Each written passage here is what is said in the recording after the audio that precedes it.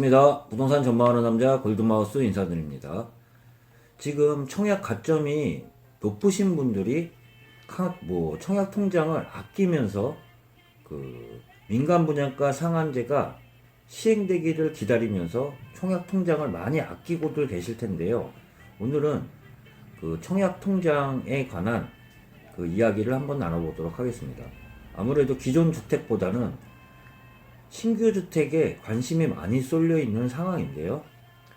두 가지 관점에 대해서 한번 이야기를 나눠보도록 하겠습니다. 민간 분양가 상한제하고 또한 분양권 전매 제한이 비규제 지역으로 발표가 됐는데요. 그 시행 시기를 보면 8월이에요. 둘 다 8월에 몰려 있다는 이야기와 함께 한번 이야기 시작하도록 하겠습니다. 8월 말로 민간 분양가 상한제도 유예가 끝납니다. 그럼 8월 이후서부터 분양하는 거는 투기 과열 지구 이상에 대해서는 민간 분양가 상한제가 적용이 될 텐데요. 그와 더불어 시행을 앞두고 분양권 전매 제한 6개월 비규제 지역의 6개월 전매 제한을 강화한다는 이야기를 바로 전 영상에서도 드렸는데요. 전매 제한이 강화됨에 따라 실질적으로 분양권 시장이 그만큼 없어진다고 할 수 있는데요. 그동안 규제 지역과 비규제 지역에서 규제 지역이라고 할 수 있는 지역에 규제들이 많다 보니까 비규제 지역인 신규 분양 시장이 아무래도 청약률이 높았는데요. 이번 조치로 인해서 분양권 시장이 지금 쪼그라들 수밖에 없어요.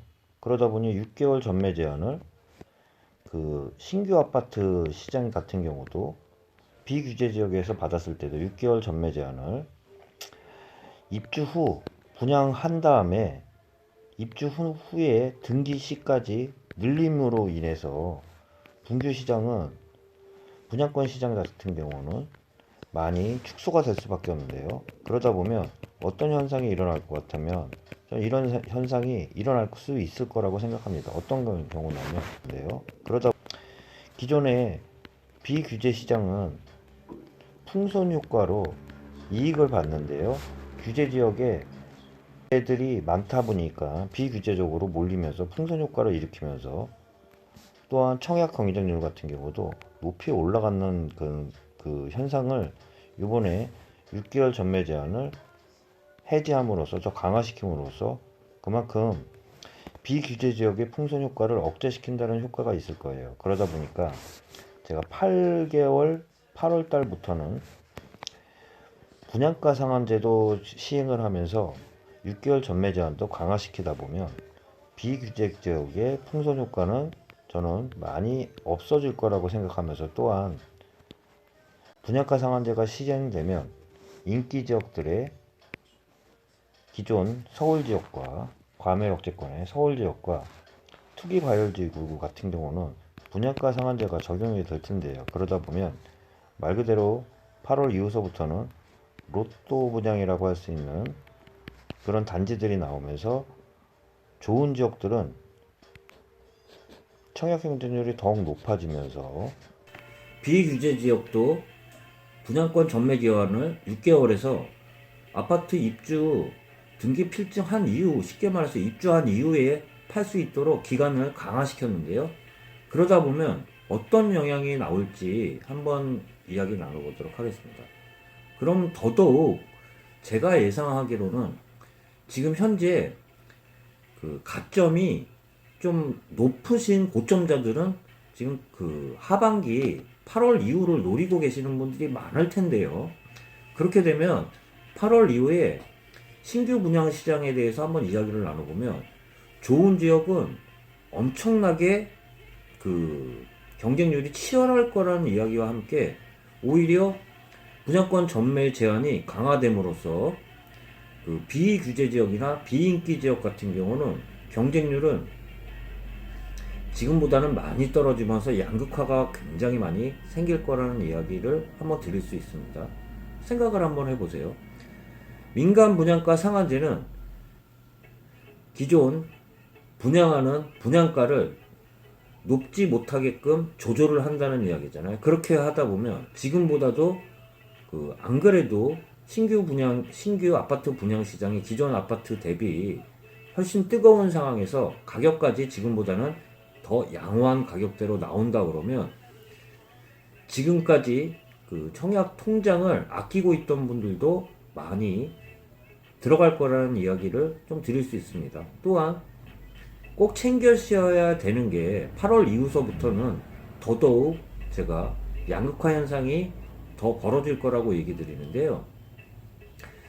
서울 같은 경우는 대부분 투기 과열지구면서 투기 지역이에요. 그리고 경기도 수도권 지역 중에서도 투기 과열지구가 있는데 이 지역들은 민간 분양가 상한제가 앞으로 적용된다고 생각하면 좋은 지역 같은 경우는 더 저렴한 가격에 분양을 받을 수 있는 그런 로또 아파트라는 이야기와 함께 그런 청약 단지들이 많이 나올 텐데요.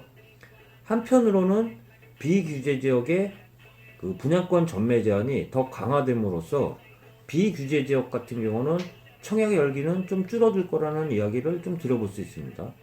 또한 한편으로 최근에 그 경기도 고분양가로 논란을 일으켰던 그 덕운지구 그 커트라인을 보면 커트라인이 생각보다 굉장히 낮았는데요. 보통 통상적으로 인기 지역이라고 할 수 있는 지역들은 청약 점수들이 굉장히 높은데요.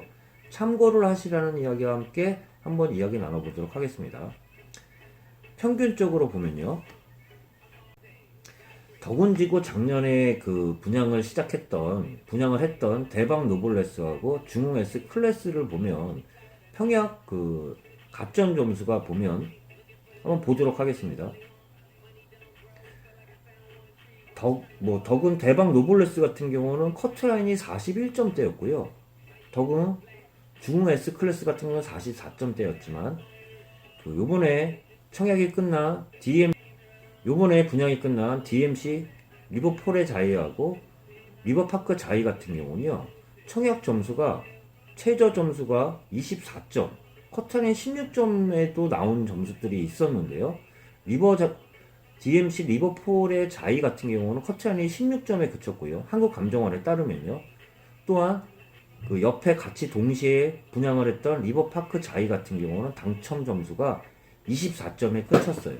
이렇게 청약 가점이 평균 40점대에서 10점대에서 20점대로 떨어졌던 이유는 뭐니 해도 그 분양가라고 할 수 있어요. 분양가 대비를 보면 대박 노블레스하고 중흥 S 클래스 작년에 분양했던 그 평균가를 보면 1800대 중반이라고 볼 수 있습니다. 대박 노블레스 같은 경우는 1830대, 또한 중흥 S 클래스는 1857만원, 옵션가는 제외한 겁니다. 요번에 분양을 끝냈던 DMC 리버폴의 자이 같은 경우는 2630만원, DMC 리버파크 자이 같은 경우 2583만원으로 일부 서울 지역보다도 더 비싸면서 고분양가 논란이 일었는데요. 같은 비슷한 시기에 분양이 시작했던 서울 양천구 신청동에서 분양한 호반 서밋 목동 2448만보다 더 높아가지고 고분양가 논란이 일어났는데 앞으로 8월 이후 같은 경우는 이런 단지들은 나오지는 쉽지는 않을 거라는 이야기와 함께 더 싼 지역에 더 싼 가격에 좋은 지역들은 오히려 말 그대로 그 로또 청약이 몰릴 수 있다고 얘기를 드려보면서 지금 이 그 덕운지구 같은 경우를 보면 그 한편으로는 고분양가 논란도 일었지만 청약 가점이 높으신 분들은 지금 아끼고 있다는 생각을 저는 좀 지울 수가 없어요. 앞으로도 지금 좋은 지역들이 그 분양이 앞두고 있을 상태일 텐데요. 한편으로는 민간 분양가 상한제가 시행이 되면 그 재건축 그 분양 물량이 줄어들 수는 있어요. 그러다 보니까 밀어내기 물량이라고 해가지고 민간 분양가 상한제를 피하기 위해서 앞으로 땡겨가지고 분양 물량이 앞으로 더 나올 수는 있지만 8월 이후서부터는 그런 물량 자체는 더 이상 나올 수 없다고 생각하면서 그 이후서부터는 서울 지역이나 수도권 투기 과열 지구에서 분양하는 민간 분양 좋은 지역 같은 경우는 분양가가 싸질 수 있다는 이야기. 그리고 그거를 기다리고 있는 분들도 많을 거라는 이야기와 함께 앞으로는 청약 통장에 대해서 지금보다는 더 오히려 그런 지역 같은 경우는 경쟁률이 지금보다도 더 치열해질 수 있다는 이야기, 그렇게 들여볼 수 있습니다. 그렇기 때문에 가점을 조금이라도 더 높일 수 있는 그런 점수들을 조금씩 챙기셔야 돼요. 청약 가점은 84점 만점에 무주택자, 부양가족수, 청약기 가입 통장 등 세 분야에 관해서 점수들이 각각 틀린데요. 그 무주택 기간 같은 경우는 32점 만점, 부양가족수는 35점, 청약 가입 그 점수도 17점에서 총 만점이 84점인데요. 55점대, 60점대 되면 굉장히 높은 점수라고 생각하시면서 50점대 이상이 되는 분들은 어설피 써가지고 아까운 기회를 놓치지 말고 앞으로 나올 수 있는 그러한 그 로또 청약에 대해서 준비를 하시라는 이야기와 함께 8월달 이후에는 청약 시장은 더더욱 좋은 지역은 그 굉장히 많이 몰릴 수 있다는 이야기는 드려볼 수 있습니다.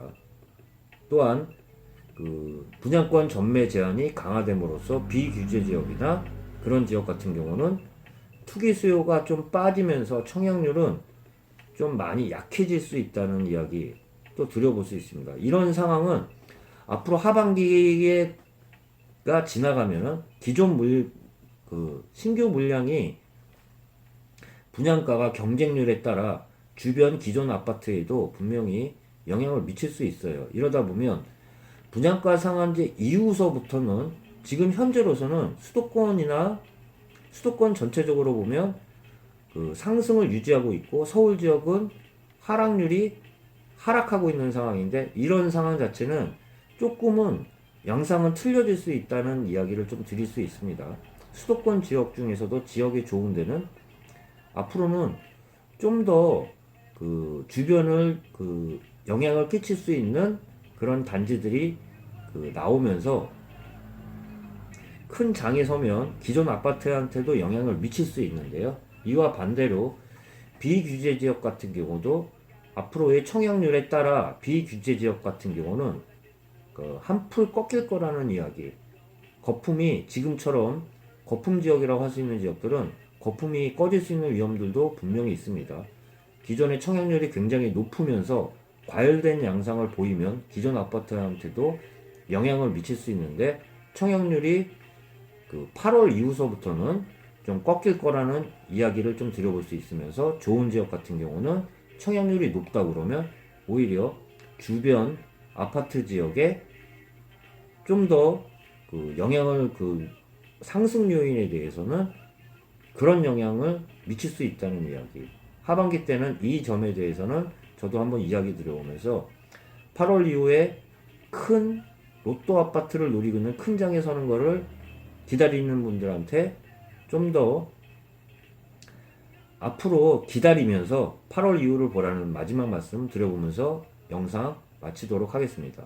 조금 더 도움되는, 여러분들한테 조금이라도 알찬 내용으로 다시 찾아뵙고 인사드리도록 하겠습니다. 골든마우스였습니다.